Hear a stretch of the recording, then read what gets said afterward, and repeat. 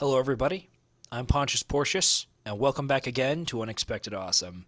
There are many stories that have become classic across time, so built into the foundation of fiction itself that they seemingly get retold in endless iterations, endless eras, endless identities, yet they all still have a similar flavor. Sometimes it's a bitter-sweet flavor, sometimes it's triumphantly sweet, and other times it's just grim and ashen in your mouth.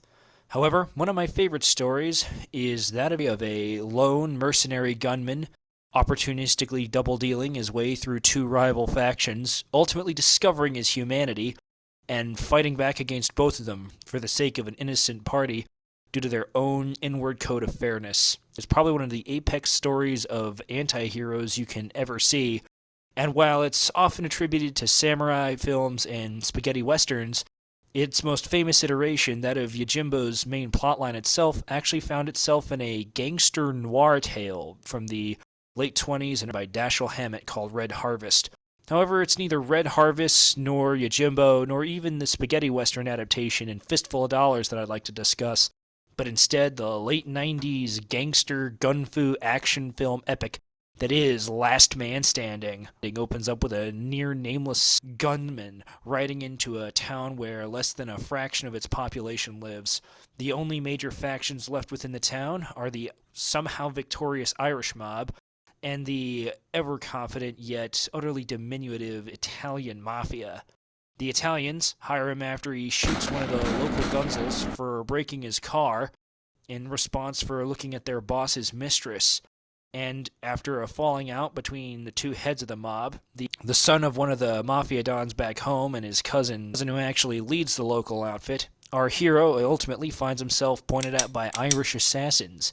After fighting them off and helping to lead the theft of several hundred gallons of prohibition bootlegging booze at the Mexican border, he then decides to send the information to the Irishmen. They can capture one of the lieutenants and exchange him back for their trucks.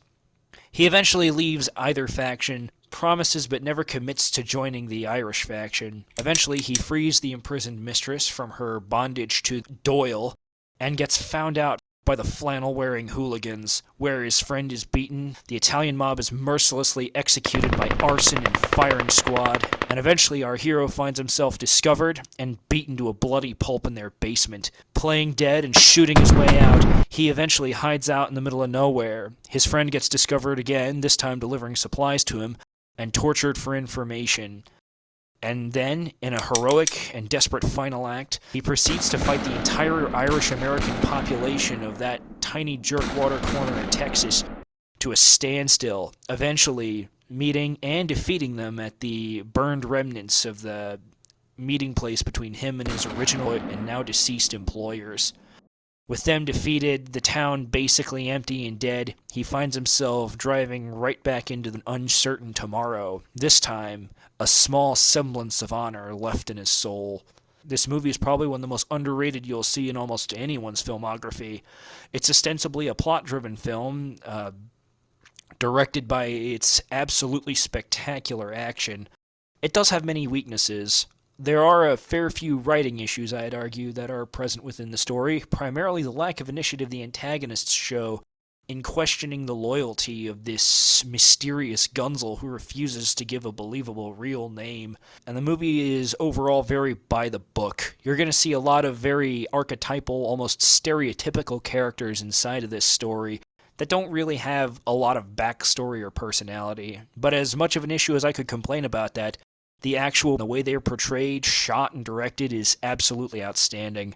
The movie is utterly committed to its gun-fu vision of bootleg-era prohibition, where the lines between Western and gangster action film are blurred. Walter Hill may as well be old-timey John Woo in this movie, as gunshots explode on the screen. 45 caliber pistol rounds send dudes flying through plate sugar glass, and nobody is spared the ugly stick as everybody is beaten and bruised into a bloody pulp as blood squibs explode, faces get scarred and puffed with bruises, and buildings get shattered and reformed into broken caricatures of their former vintage glory.